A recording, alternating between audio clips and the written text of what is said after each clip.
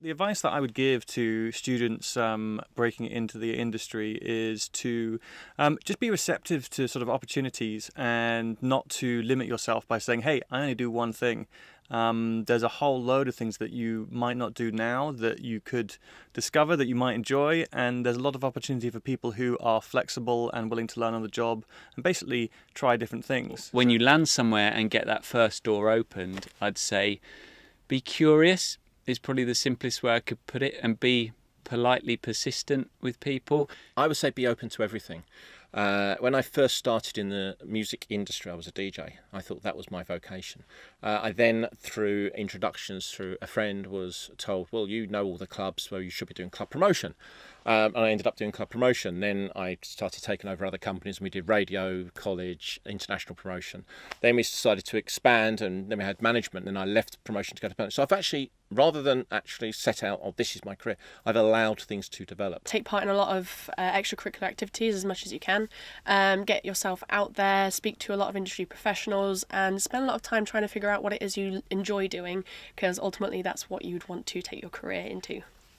I would say something similar, like you have to work on your portfolio and don't be sad because you got rejected multiple times. Like it takes a lot of time, like 8-9 months, to keep applying, working on your portfolio every day, and basically just make sure it's as best as it could be. And be as nice people as you possibly can, and don't burn any bridges. Hard work works, so keep your head down, keep cracking on, and don't get distracted. Start now, don't wait. That's something I wish I did. I wish I started when I was at uni, when I had plenty of time, because what I'm essentially doing now, I could have found a decent balance between uni work and being in the industry. You got to work hard in the music industry, because it's full of a lot of other people that will also work hard for one job. Get as much work experience as possible, and say yes to anything you can get your hands on, really. Be nice, be friendly to everyone that you meet, and ask lots of questions. Let your business determine what customers you get, because I didn't know I was going to be predominantly a hip-hop illustrator, but because I loved that, that's what guided my business theme. Don't underestimate it. It is great fun, but making visual content, making games, what have you, is hard work. If you want an easy life, go into accounting or something along those lines. You have to be passionate about it, and you have to want to be good at doing it, or you're not going to make it. My advice to students looking to start a career in cinematography would be to start making films, to start shooting their own material, whether it's on their phone, on their own camera if they're lucky enough to own one, getting together with their friends who are likewise inclined. They might know people who are interested in storytelling and film, and just to start doing it. That's the most important part of it, is getting experience, getting the opportunity to try things out, to make things work or fail, doesn't matter, just doing it. The advice I would give to a student looking to start a career in live sound would be to gain as much hands-on experience as possible, shadow other engineers, and do a lot of work experience, basically.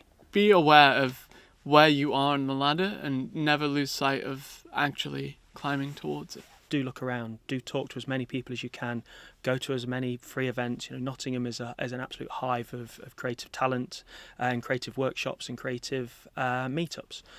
Go to as many as you can, try and talk to as many people, and everyone will have that little bit of influence that will make the person that you are today. Find something you love rather than something you're just interested in, because it's something you want to put a lot of your energy into. If it's something you love, once you've studied it and you know you've put that time in the right place, your career is going to be a joyous thing. Pull your phone out of your pocket, you've got a 4K camera there ready, probably. And, you can go to a film festival and talk about films, but I would say it's a lot better to just actually start making the films, find your characters through the lens, and make sure that you've actually got a film there. The one sort of fundamental piece of advice I have for anybody is just try to do what you do, because if you chase trends or try to attach what you do onto something that somebody else is doing, you might experience some short-term success, but you're going to come a cropper sooner or later, because it's not you. And integrity and your own identity is everything. Lots of students, I think, want to go and work in a specific role at an enormous visual effects company on a Marvel film, and that is a good goal, but it's obviously quite hard to achieve, and there are lots of other smaller opportunities which you'll gain a lot from and will give you the opportunity to see what different types of roles there actually are in visual effects, which is very hard to get a gauge for until you're actually working in the industry. And you might find that you like something else better. And I think you'll progress quicker and learn more in a smaller place. I think the most important thing is to be proactive.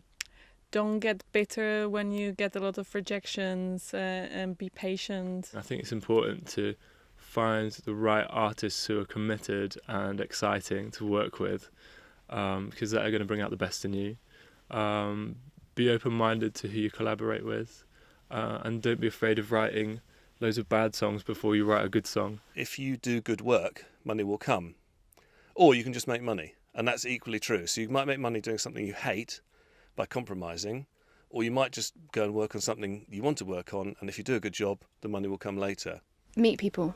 Meet lots and lots of people. Build your network. It's really difficult to network. I was really, really bad at it. But if you're really passionate about something, you really, really believe in something, then just tell people about it and be tenacious and send difficult emails and make difficult phone calls and shout about what you're doing. Because that's how you're going to get noticed. Be proactive, like get out there, try and get as much work experience as you can, and that doesn't mean you have to have traditional work experience. You can create your own. So I work in the design industry, so you might have friends that have their own businesses that you can kind of collaborate with and be like, if you've got a friend who's a photographer, they might help you out taking some photos and you can help them out doing some logos or some branding, and then that's work you can put on your portfolio. You need skin like a rhino. Don't take rejections personally, and kick as many doors down as you can. Back in my days, it was letters, so I think I sent 78 letters and headshots, and I got 2 responses. And out of them 2 responses, I met one, and I met them both, and I got an agent from there. But I sent, that was quite a lot of letters to send, all handwritten as well back then. Do you know what I mean? You didn't photocopy them or anything. So, yeah, just have a look on the database and, try and maybe see what kind of actors you admire or what actors you like, and have a look who represents them, and then just send off to that agency and give them a little, if you've got anything that you've done while you've been at uni or college or whatever, if you've got any kind of short films or anything, maybe send them off, but send a little cover letter and send a photo and just keep trying. It's kind of just about, keeping in contact with people, hitting people up when you've got a bit of free time and, having ideas and, generally just sort of keeping switched on with who's doing what and making sure you're in their mind front and centre. But yeah, and then also just being super organised.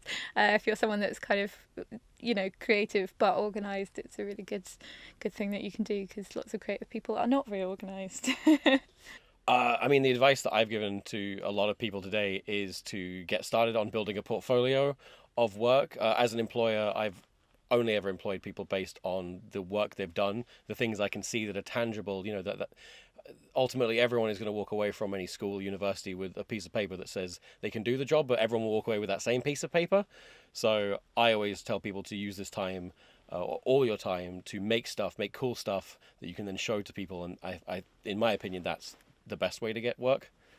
That's how I hide these 2, at least.